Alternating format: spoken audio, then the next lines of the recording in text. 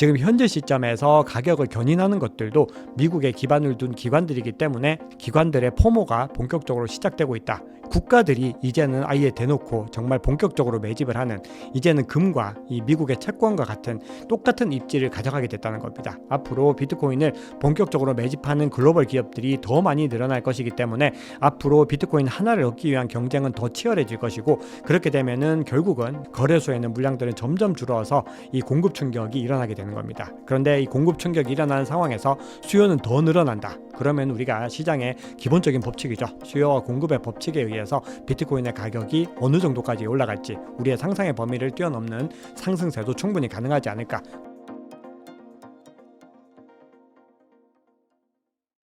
안녕하세요. 인터뷰 진행을 맡은 카프카입니다. 오늘은 박종환 작가님 모시고 비트코인 그리고 알트코인에 대해서 이야기 나누어 보도록 하겠습니다. 작가님 안녕하세요. 네, 대표님 안녕하세요. 요즘 많이 바쁘실 텐데 어려운 걸음 해주셨습니다. 네, 초청해 주셔서 너무 감사합니다. 네, 간단하게 인사 부탁드립니다. 네, 성정길 채널 구독자님들 반갑습니다. 굉장히 오랜만에 찾아뵙습니다. 저는 박 작가의 크립토 연구소라는 이 암호화폐 전문 채널을 운영하고 있는 박종환 작가입니다.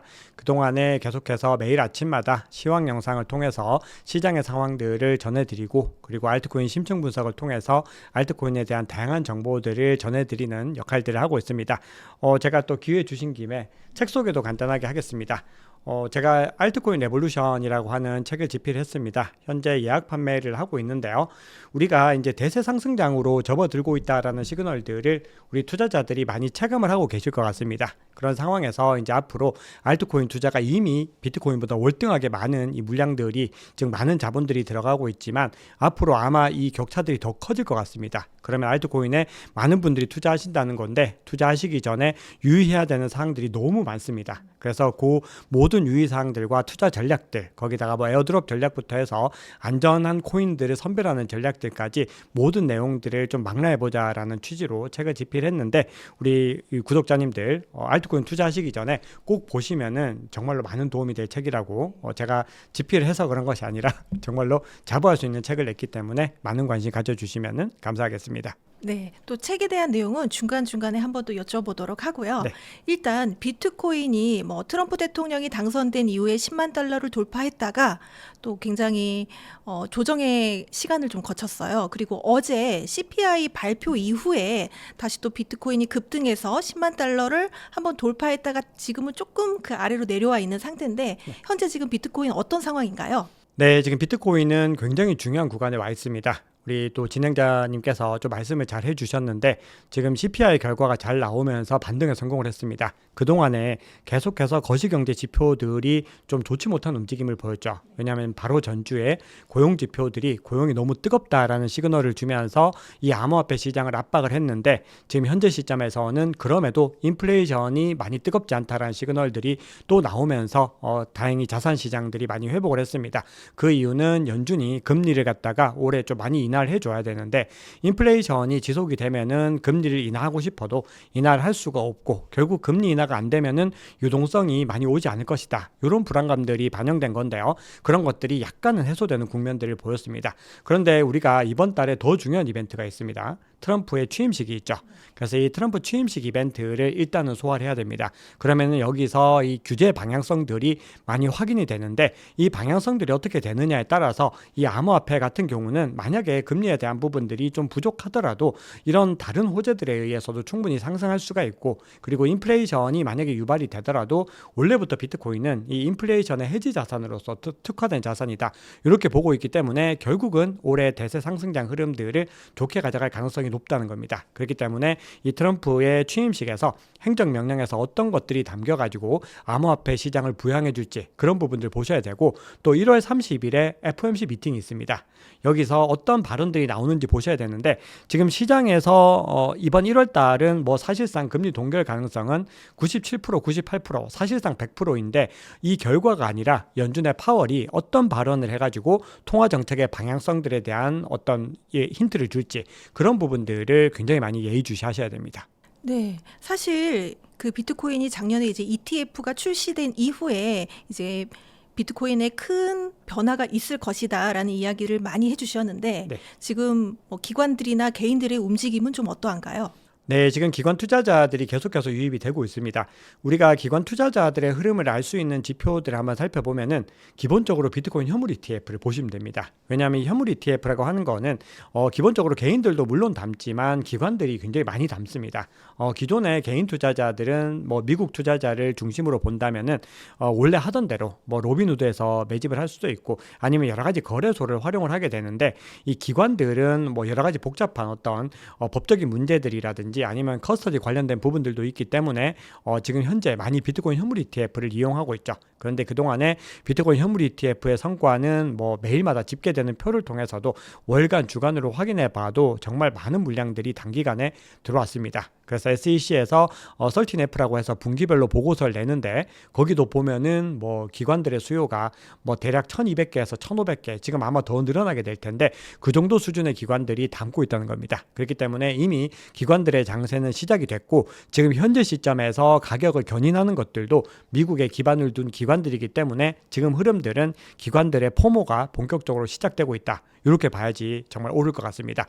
거기다가 지금 현재 아직까지 개인 투자자들이 좀 부진합니다. 움직임이. 이렇게 개인 투자자들이 좀 부진한 움직임을 가지고 가고 있다는 것은 이 시장의 근본적인 상승에서 더 좋습니다. 기관과 고래들이 많이 매집을 하면은 그제서야 개인 투자자들이 들어오는데 개인 투자자들이 들어왔다라는 거는 시장에 이제 거품이 많이 꼈다는 의미입니다. 그렇게 되면 오히려 조정을 받을 수 있기 때문에 지금 시점은 뭔가 큰 규모의 자본들로부터 시작이 돼가지고 뭔가 현물 중심의 근본적인 상승의 추세들이 일어나고 있다. 이렇게 봐야 되기 때문에 시장을 조금 중장기적으로 긍정적으로 보셔도 되지 않나 그렇게 생각을 합니다. 사실 최근에 미국이나 뭐 중국, 러시아에 이어서 뭐 체코에서도 이 비트코인을 매입을 좀 고려하고 있다 이런 뉴스들도 나오더라고요. 네. 이렇게 각국에서 비트코인을 매수하기 시작하면 정말 이 영향이 어마어마할 것 같은데 어떻게 보시나요?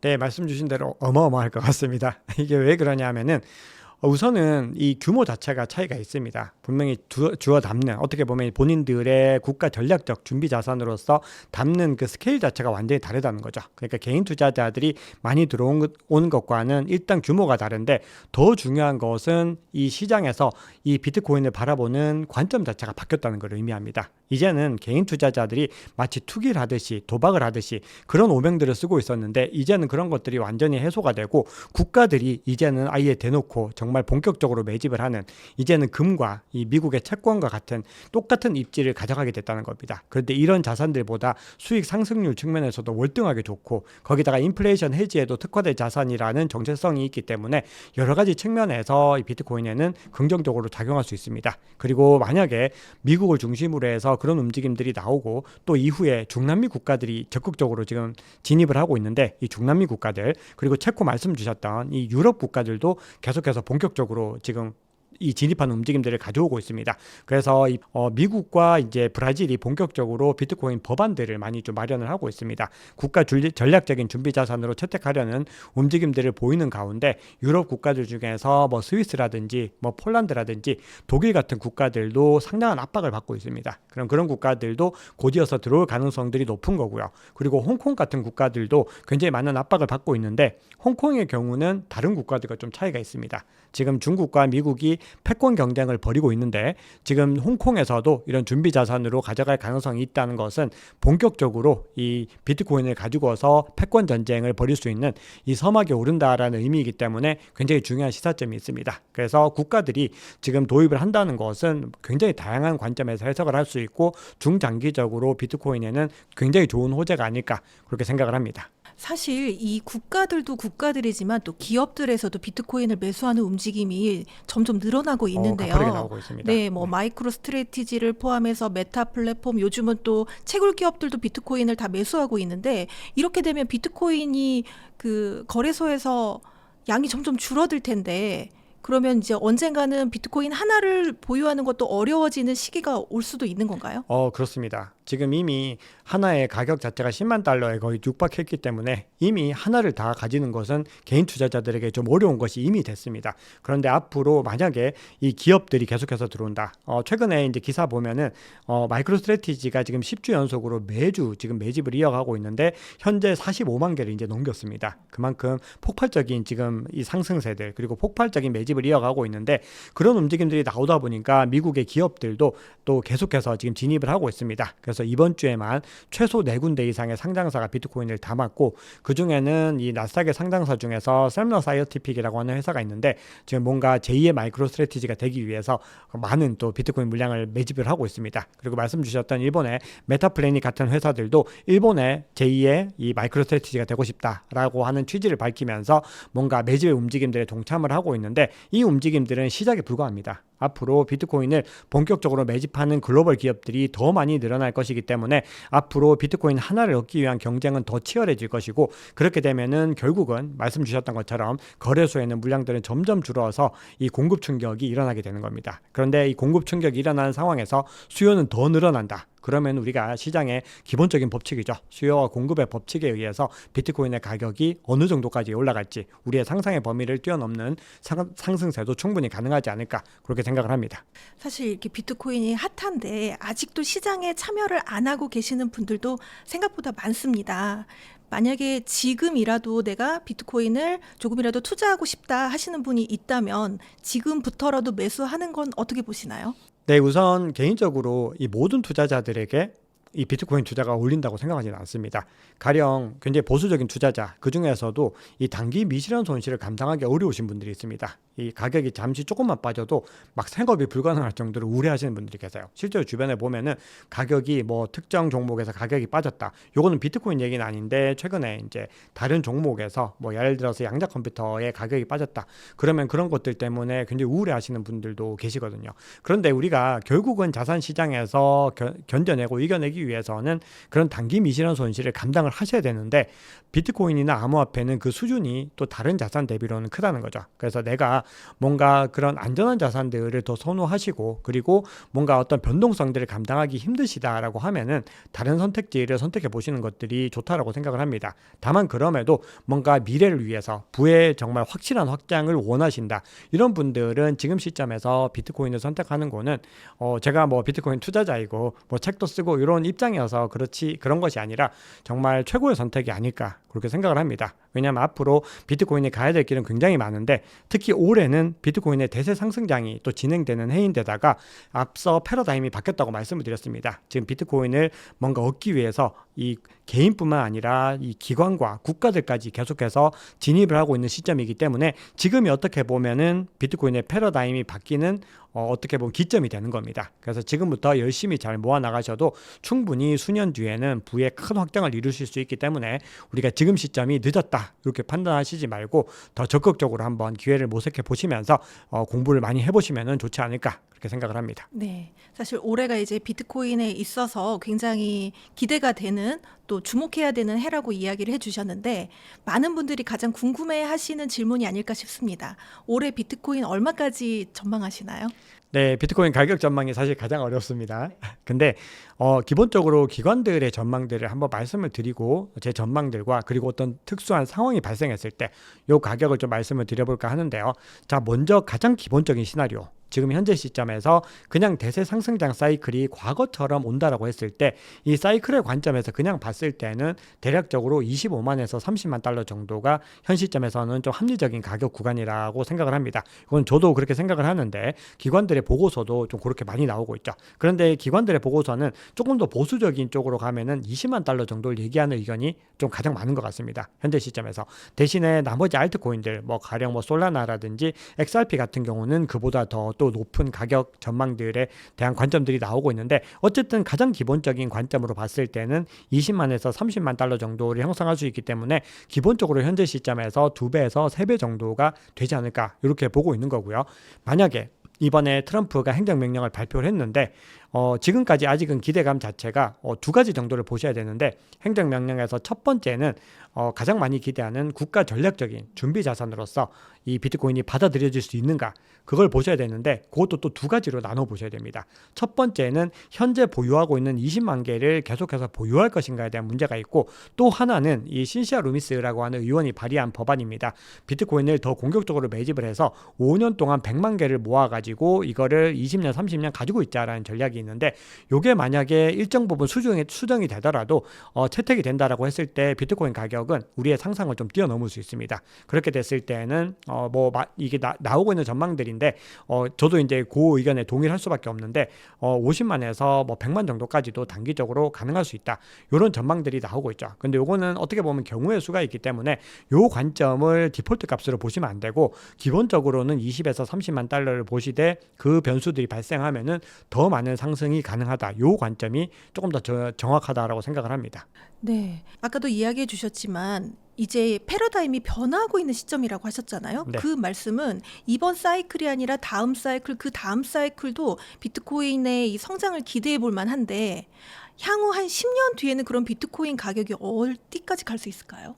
10년에 대한 거는 사실 뭐 어떻게 얘기하든지 우리가 좀 뭐 보장을 할 수는 없는 건데 그 정도 시점까지 갔을 때는 아무리 안 돼도 100만 달러를 월등하게 뛰어넘을 거라고 생각을 합니다. 월등하게 넘을 거라고 생각을 하고요. 금의 시가총액도 그때는 이미 월등하게 넘어 있지 않을까 개인적으로는 그렇게 생각을 합니다.